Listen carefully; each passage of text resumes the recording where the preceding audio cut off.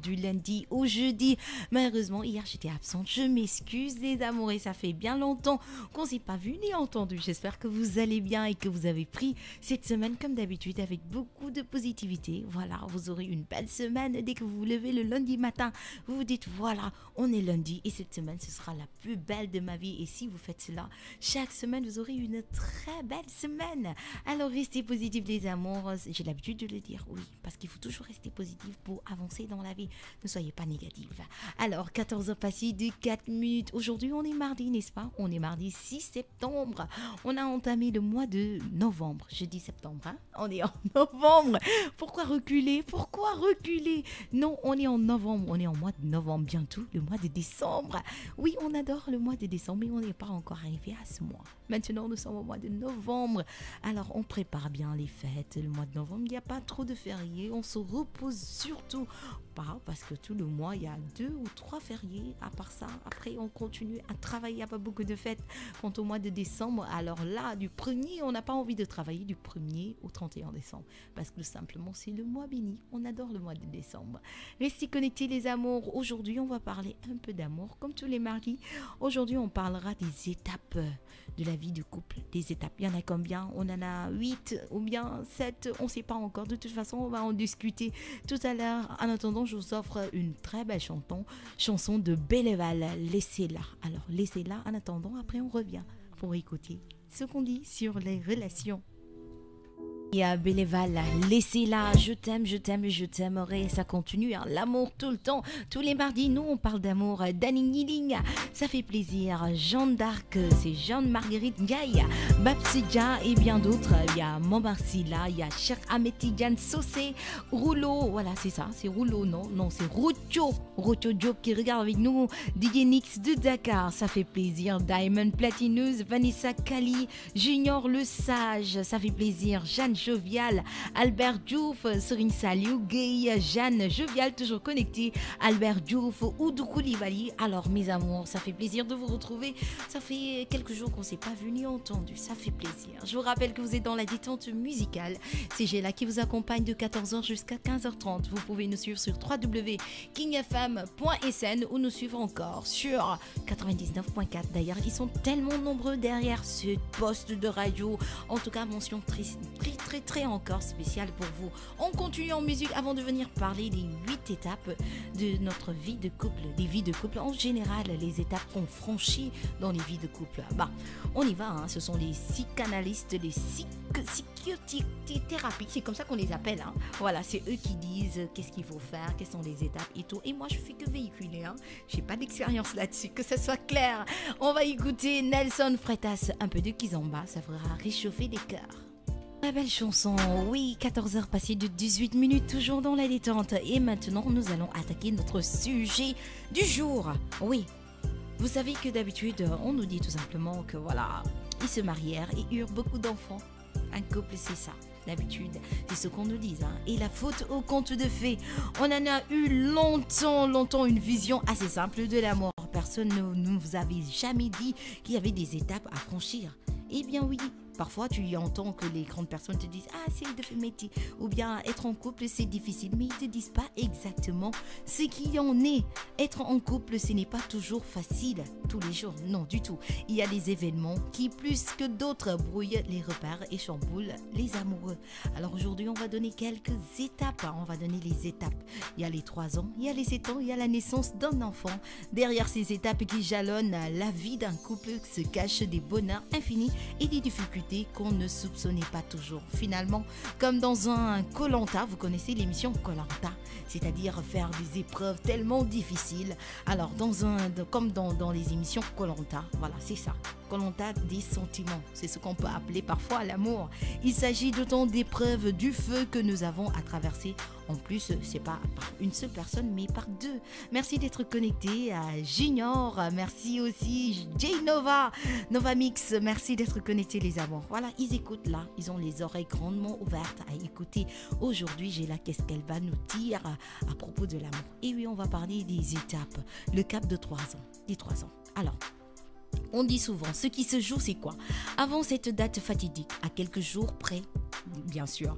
On était encore avec monsieur ou madame en pleine période de fusion, c'est-à-dire tout au début de la relation, ou bien tout au début du mariage. On pensait la même chose, on projetait les mêmes choses et même on aimait les mêmes choses. Sauf que la réalité est venue mettre son nez dedans.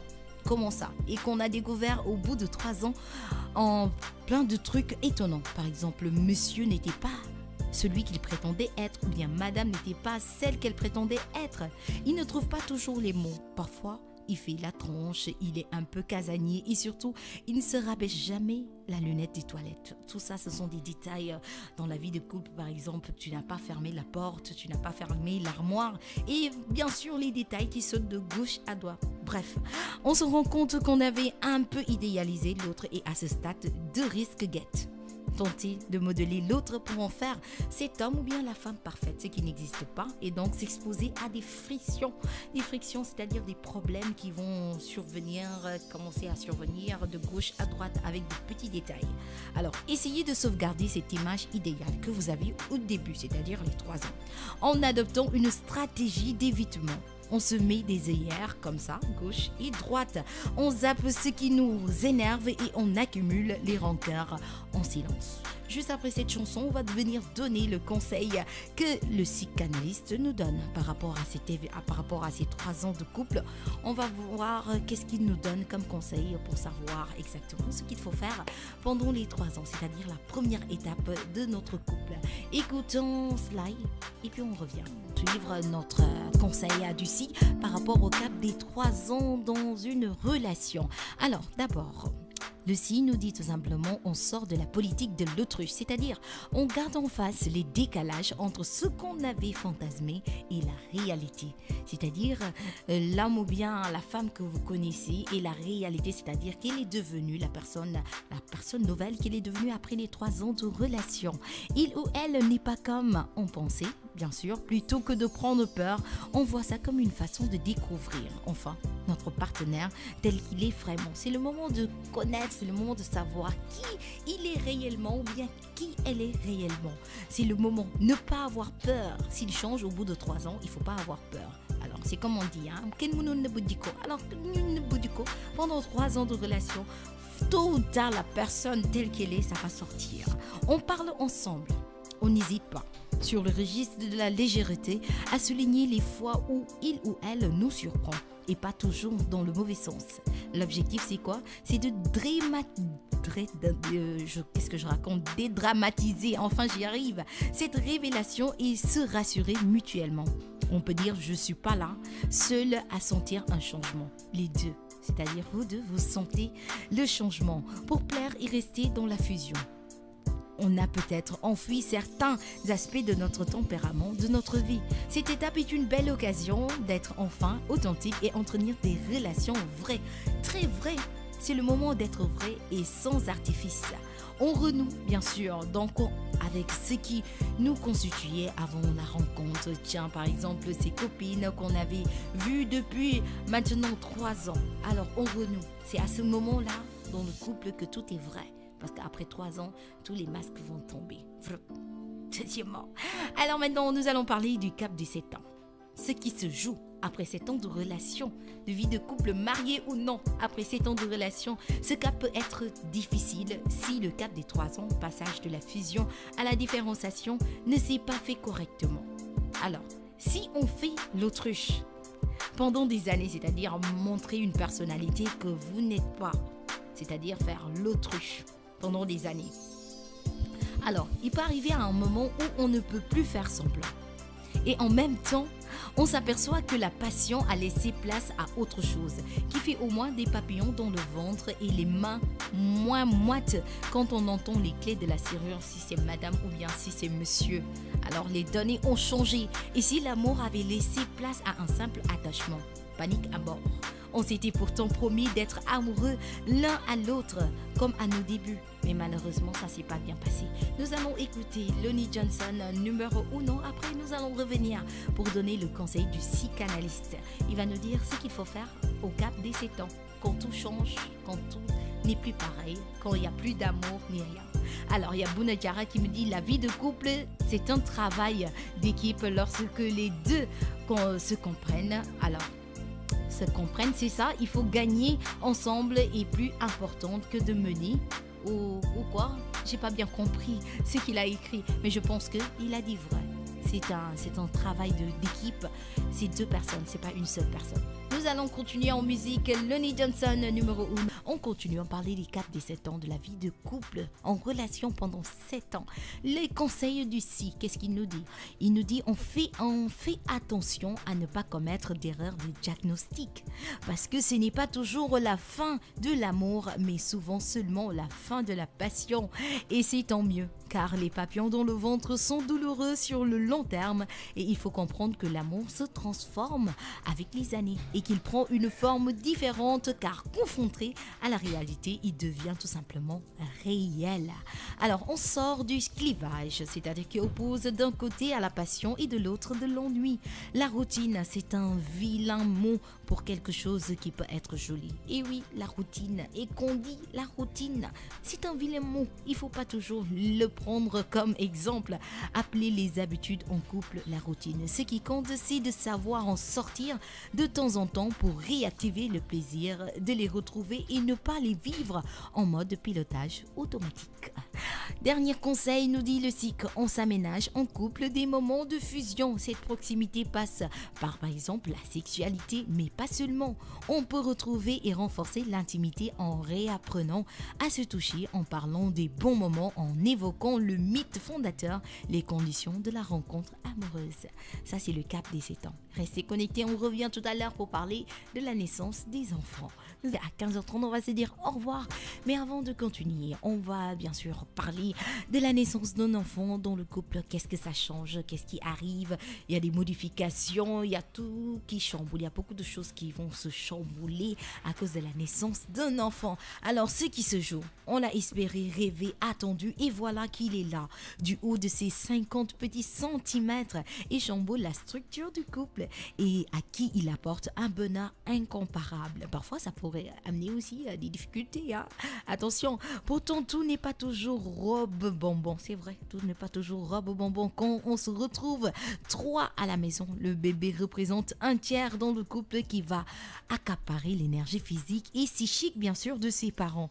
Le couple, on va passer à la famille, de couple, on va passer à la famille. Maintenant, on parle plus de couple, mais on parle de famille, d'hommes et de femmes, et on passe de père et de mère. Cette dernière va d'ailleurs souvent au moment de la naissance vivre des sensations très proches du coup de foudre amoureux. La faute entre l'autre à l'ocytocine, des hormones de l'amour sécrétées pendant l'accouchement. Même si les frontières entre les rôles paternels et maternels s'estompent, il n'est pas toujours facile pour les papas de trouver leur place dans cette nouvelle histoire d'amour et de fusion. Et oui, je vous l'avais dit tout à l'heure, hein, c'est normal. C'est nouveau, c'est quelqu'un de nouveau qui vient dans la famille. Monsieur avait l'habitude d'être avec seulement madame. Et maintenant que, voilà, il y a le petit bout de chou qui est là. Et le petit bout de chou, il accapare totalement la maman. Donc, ça va amener des problèmes parce que monsieur ne va plus comprendre que madame ne prend plus soin de lui comme il faisait avant. Donc là, il y aura des problèmes. On va écouter maintenant ce que les conseils du psychiatre nous disent. Alors, attention aux projections que l'on fait de manière plus ou moins inconsciente, nous dit-il, sur l'enfant à venir. Les bébés de la dernière chance et autres bébés pansements destinés à panser les blessures d'un couple remportent rarement leur mission.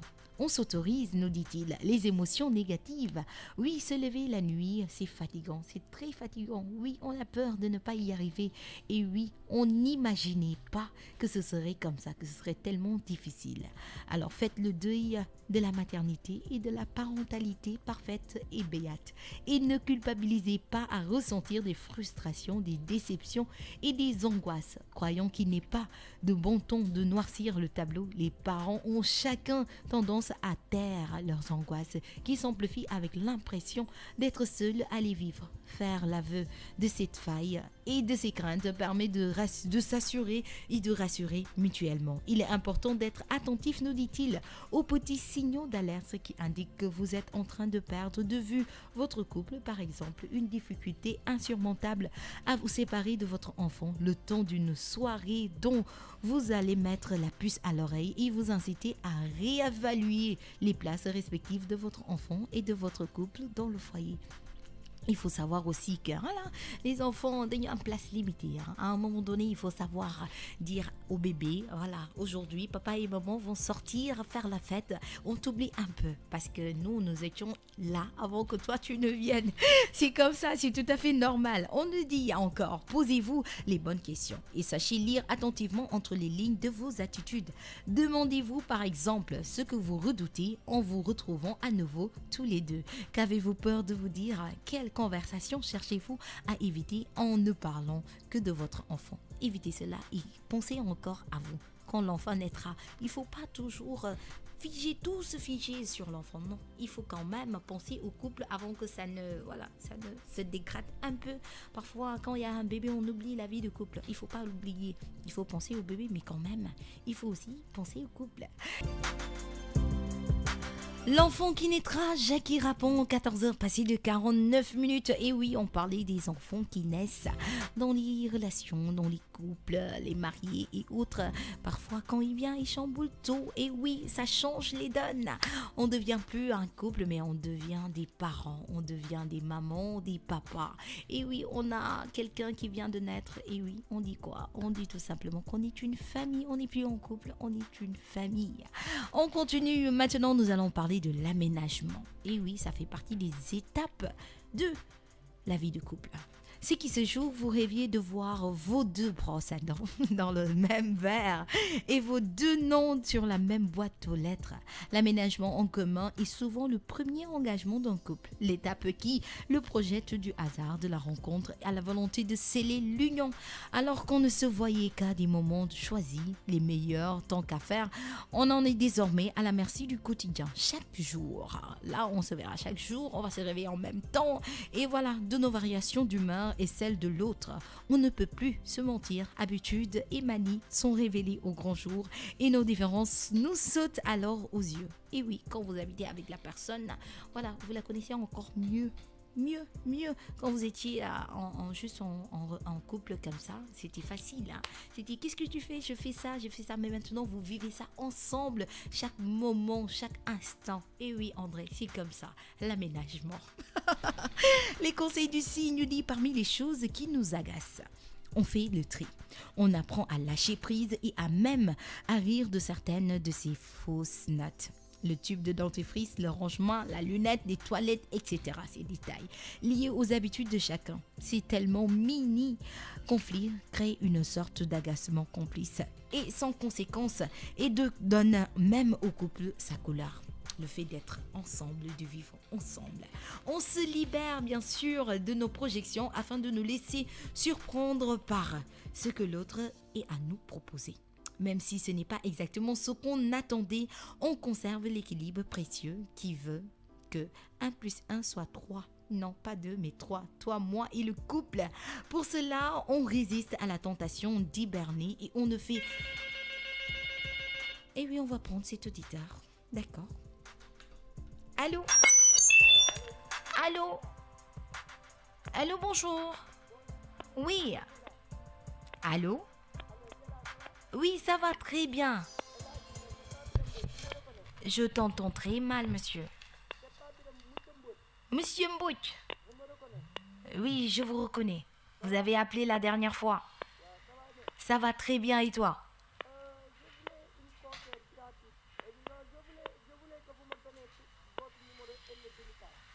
Mon numéro de téléphone. Vous avez besoin de moi. Ne raccrochez pas. Je vais vous rappeler tout de suite. J'ai le numéro sur le poste comme ça. Je vais vous rappeler, d'accord? Il est parti. Monsieur Mboch, il a l'habitude de nous appeler, d'écouter la détente musicale, ça fait plaisir. Alors on continue, on parlait tout à l'heure de conserver l'équilibre précieux qui veut dire tout simplement 1 plus 1 égale 3. Toi, moi et le couple. Si possible, on opte pour un cocon neutre, c'est-à-dire choisi et investi ensemble et n'appartenant pas au passé ou à la famille de l'un des deux partenaires. Un couple est une création nouvelle qui a besoin d'espace nouveau. Alors ça, c'est un conseil que je donne et il y en a beaucoup qui vont pas adhérer. Bien sûr, parce qu'ils vont se dire, voilà, si tu as l'occasion d'habiter chez toi, avec ta femme, avec ton mari, c'est possible parce que les temps sont durs, exactement. Mais quand vous êtes en couple, il vaut mieux changer de milieu, aller habiter autre part, aller habiter seul pour mieux vivre ensemble, pour ne pas avoir des problèmes par-ci, par-là. Alors Bouna qui nous dit, il n'y a pas de démon ou de temps dans le couple. Et oui, mais plutôt, quoi encore que ce soit argent ni problème. Et oui, il a raison. Junior Le Sage qui dit haha, sonnerie téléphone bille, mon maï, comme ambulance. Il n'est pas sérieux ce gars. On continue en musique et puis on va revenir pour parler dans la vie de couple, les drames de la vie. Et puis ça, on peut pas l'éviter. Les drames de la vie, ça fait partie de nos quotidiens. On va respecter cela. Après juste cette belle chanson. Oui, avec Géla, les détentes continuent. On parlait tout à l'heure des drames de la vie et ce qui se joue, maladie, deuil. La vie de couple n'est pas un long fleuve tranquille. Non du tout. Et est parfois mise à l'épreuve par les épisodes douloureux qui jalonnent l'existence, donnant tout son sens à l'expression pour le meilleur et pour le pire. Et oui, on se marie pour le meilleur et pour le pire. Donc quand il y a maladie, quand il y a deuil, il ne faut pas fuir, il faut rester et vivre. Parce que vous avez signé pour le meilleur et pour le pire. Junior, toi, j'ai l'impression que tu fais partie des gens qui vont signer pour le meilleur et laisser le pire de l'autre côté. C'est juste pour te taquiner, s'il te plaît, pardonne-moi. Alors, si sur le papier, la promesse d'être là dans les moments difficiles paraît aller de soi, dans les faits, rien n'est moins simple. Et pourtant, au-delà de toute l'inévitable peine qui accompagne ces étapes, elles peuvent être pour le couple la source d'un grand pas vers l'authenticité, l'intimité et le partage. Les conseils du si, écoutons, s'engager à nouveau. La construction d'un couple repose sur 2 éléments. On dit le désir, aléatoire et fluctuant, et la volonté de former un couple. Les drames de la vie mettent à l'épreuve le désir. Reste à réaffirmer le choix d'être ensemble, la volonté de traverser les épreuves. Aimer suppose une forme d'abandon. Effectivement, et savoir demander de l'aide fait partie du processus d'évolution du couple. On a tendance à être dans un système de pensée magique qui voudrait que notre partenaire devine quand nous avons besoin de ça et de ça. Non, du tout. Loin d'être un aveu de faiblesse, être capable de formuler une demande claire évite bien des malentendus. Et oui, tu as envie de sortir, mais pourquoi ne pas dire mon mari ou bien mon amour, ma chérie, oui, aujourd'hui, j'ai envie de sortir, on va sortir, j'ai envie d'aller avec mes amis, pourquoi pas? Vas-y avec tes amis, dis-lui carrément tes envies pour ne pas éviter de malentendus. Ne fais pas des gestes soi-disant, aujourd'hui, j'ai envie, surtout les femmes. Vous avez cette mauvaise habitude de faire du genre comme ça, t'es dalle, c'est mon qui dalle, de faire semblant. Dites ce que vous avez envie de faire. Et puis c'est tout, vous aurez évité des disputes, n'est-ce pas? Alors attention tout de même, nous dit le psychanalyste, à tout attendre de son partenaire. Et oui, on risque de retarder notre guérison et aussi de charger l'autre d'un fardeau bien trop lourd à porter. Le soutien et le réconfort procurés par le couple ne doivent pas s'en aller avec une responsabilisation individuelle. Avant tout, il faut savoir faire ton bonheur, ton propre bonheur. C'est vrai que c'est vrai, c'est magnifique d'avoir quelqu'un à côté pour faire ton bonheur. Mais il faut savoir aussi que à toi seul, tu peux faire ton bonheur. D'un sens, je me dis ça d'un sens. Alors, gare aux projections. Si en cas de coup dur, vous avez besoin de vous confier, vous aurez tendance, croyant bien faire, à tirer les verres du nez de votre partenaire pour le soulager de sa douleur. Votre remède n'est pas forcément le sien. Face à une épreuve, il est essentiel de comprendre que les stratégies, et oui, les stratégies face à la douleur ne sont pas les mêmes. Non. Silence, pleurs, agressivité, isolement, à chacun ses mécanismes de défense. Ça dépend. hein. Cherfeuille peut pleurer, Géla peut ne pas pleurer, et d'autres peuvent être tristes, peuvent s'isoler. Tout dépend de la personne et comment il va vivre cela. Il n'y a pas de bonne façon de réagir, juste des individus qui font ce qu'ils peuvent pour gérer leur peine. N'est-ce pas? Quand on parle d'aménagement, on parle aussi de déménagement, ce qui se joue. Qu'il soit subi en vue d'une mutation, par exemple, vous devez voyager d'un pays à l'autre ou bien d'un endroit à l'autre, d'un village à un autre. C'est carrément un peu difficile. Un déménagement peut représenter une opportunité de redynamiser le couple en lui apportant un vent de nouveauté. Pourquoi pas? Si vous vivez aux Almadies pendant 5 ans et à un moment donné vous sortez, vous allez en ville pendant 2 ans, alors là, ça risque d'apporter quelque chose de frais, quelque chose de tout à fait nouveau. Mais ne sous-estimez pas l'importance d'un changement de cadre de vie, car en changeant de mur, ce sont aussi nos repères que l'on modifie parfois. Le C4 nous dit n'investissez pas tout sur cette nouvelle adresse. Si elle peut insuffler à votre couple une bonne dose de nouveauté et de piment, attention. Cependant, au piège, ça ira mieux entre nous quand on aura une nouvelle maison.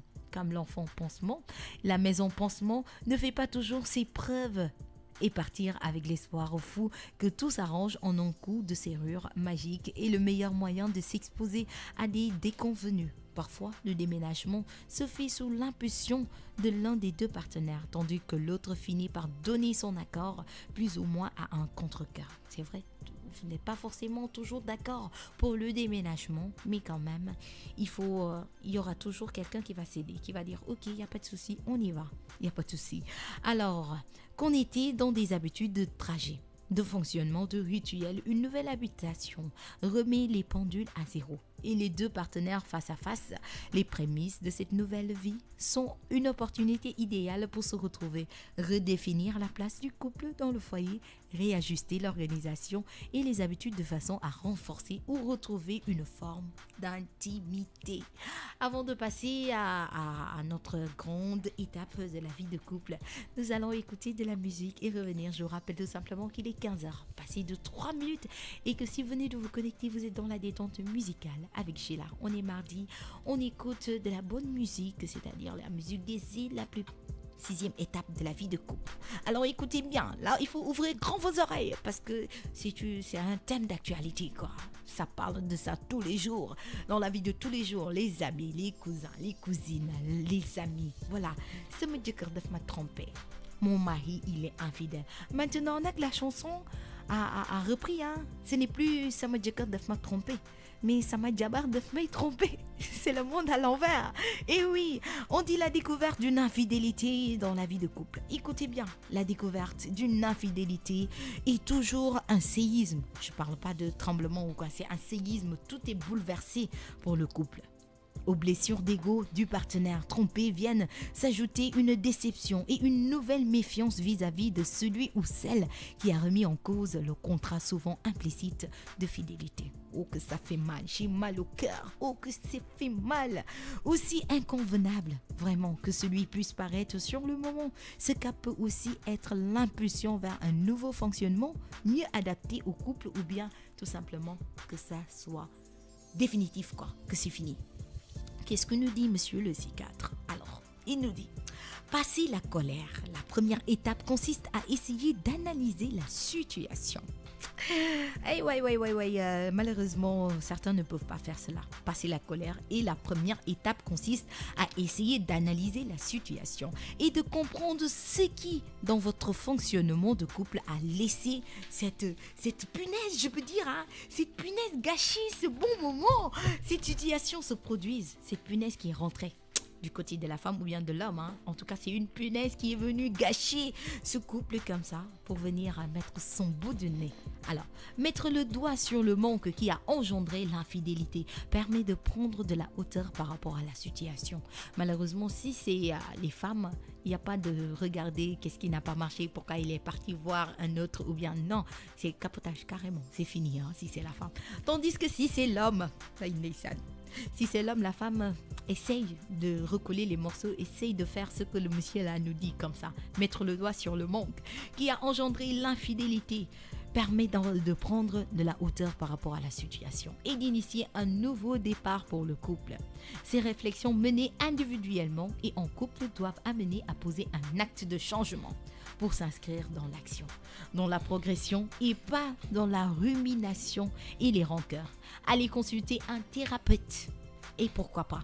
Sénégalais ne connaît pas de thérapeute. Non, Sénégalais ne connaît pas de thérapeute ni psychologue. Non, pour lui, voilà, dof, et puis c'est fini.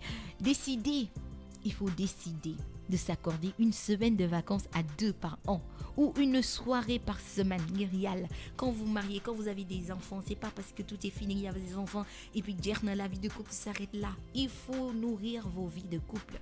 N'est-ce pas? C'est ce que nous dit le psychiatre. Une infidélité peut aussi être l'occasion de redéfinir l'ensemble des termes du contrat tacite qui vous unit.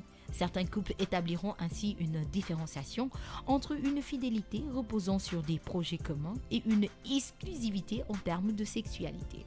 Et d'habitude, ça pose problème en termes de sexualité. Quand vous êtes en couple, surtout les femmes, restez tranquille. Et puis, il faut être, comment on dit, docile à vos hommes. Sinon, vous les connaissez, ils vont partir chercher autre chose là-bas. N'est-ce pas, cher Faye? C'est ça, oui, il dit oui. Exactement, c'est un homme qui est à côté de moi, cher Faye. Et il dit oui, carrément. Tu as raison, Géla. Si on ne trouve pas ce qu'on cherche, si on ne trouve pas ce qu'on cherche chez notre femme, on va aller chercher une autre femme. Pour éviter cela, il faut discuter et puis sortir de temps en temps, aller en vacances à 2. Il faut nourrir votre vie de couple. En attendant, nous allons écouter Vita qui nous chante Désaccord en duo avec Dadjou parce qu'on parle de désaccord là. Adia Bebatou qui dit au revoir, j'ai là bien noté. C'est dur. C'est dur quand vous regardez la vidéo de Fanny et de Joy sur cette chanson. Non, vous allez compatir, même si vous n'avez jamais été trompé, vous allez compatir. Et oui, ça parle d'infidélité, vraiment. Courage, hein, Joyce, courage. Et à toi, Fanny, courage aux femmes qui vivent cela, du courage. Mais c'est pas une raison aussi de prendre de l'acide et de mettre sur le corps de cette femme ou bien sur le corps de ton mari quand même. Ça te donne pas le droit. Ça vient au-delà de tout ce que vous pouvez penser, mais ça vous donne pas le droit quand même d'être des criminels quand même. Même si l'infidélité, voilà, ça fait mal, ça brûle, vraiment, ça chauffe le cœur, mais ça vous donne pas le droit de faire des gestes de criminel comme ça. Tuer la personne, mettre de l'essence, mettre le feu ou bien prendre de l'acide, des coups de machette par-ci, par-là. Vraiment, la société sénégalaise, hein, vraiment, hein, vous n'êtes pas des toubabs quand même. Il faut faire du mougne comme suñu maam yi lim ñu jàngale, hein, mais léegi gars yi muñutuñu wujju rek ou bien sax infidélité rek ñu bëgg la cee rey. C'est pas normal, c'est pas du tout normal. Toujours dans la détente musicale avec Géla. Aujourd'hui, on a parlé de la vie de couple, des étapes et on va terminer en beauté en parlant du nouveau couple, de nouveau en couple. Après, bien sûr, l'infidélité, après des aléas, des disputes et tout. Le fait d'être encore à nouveau ensemble et d'oublier les soucis et toute autre chose comme ça. Alors, comme si le départ en retraite n'était pas déjà en lui seul un assez gros bouleversement, il coïncide souvent à quelques années près avec le départ des enfants qui sont pris par de la drôle d'idée de voler de leurs propres ailes. C'est-à-dire les enfants ont grandi, voilà, ils vont à l'université, d'autres vont voyager pour faire des études. Pas toujours évident pour le couple de gérer ce virage de nid vide parce qu'ils n'ont plus l'habitude, le couple n'a plus l'habitude d'être seul. Ils sont toujours entourés des enfants et tout. Alors si les enfants voyagent ou bien partent, alors qu'ils remettent les partenaires à table et dans le quotidien, dans un face-à-face auquel ils ne sont plus habitués. Qu'est-ce qui se passe et quel est le conseil que nous donne le SI?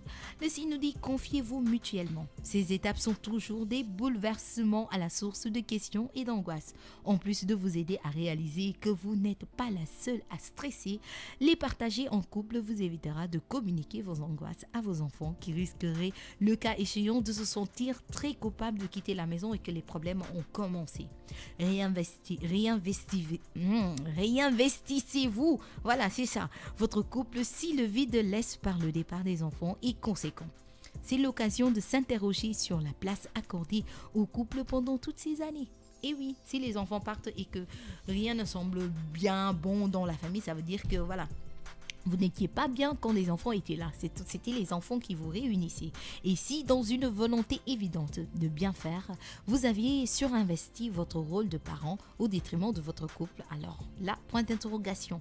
Prenez du bon temps, profitez de cette nouvelle liberté en vous lançant ensemble dans des activités, marches, bénévolat. C'est vrai qu'en ce moment-là, vous commencez à prendre l'âge, n'est-ce pas? Alors il faut marcher, il faut faire des bénévolats ou dans de nouveaux projets, week-ends de vacances, des déménagements, pourquoi pas des projets de travail ensemble. Cette étape est pour certains couples l'occasion d'un nouveau départ et d'un rapprochement amoureux entre les deux partenaires. Voilà, c'était tout pour aujourd'hui. Les conseils du jour. Aujourd'hui, on a parlé des étapes de la vie de couple. Restez connectés les amours, une très belle sélection va s'en suivre. N'est-ce pas les amours? Nous allons écouter, comment il s'appelle encore? Irène Natal, j'adore cette chanson. Kabuko. Restez connectés, on parle toujours d'amour, on écoute toujours l'amour.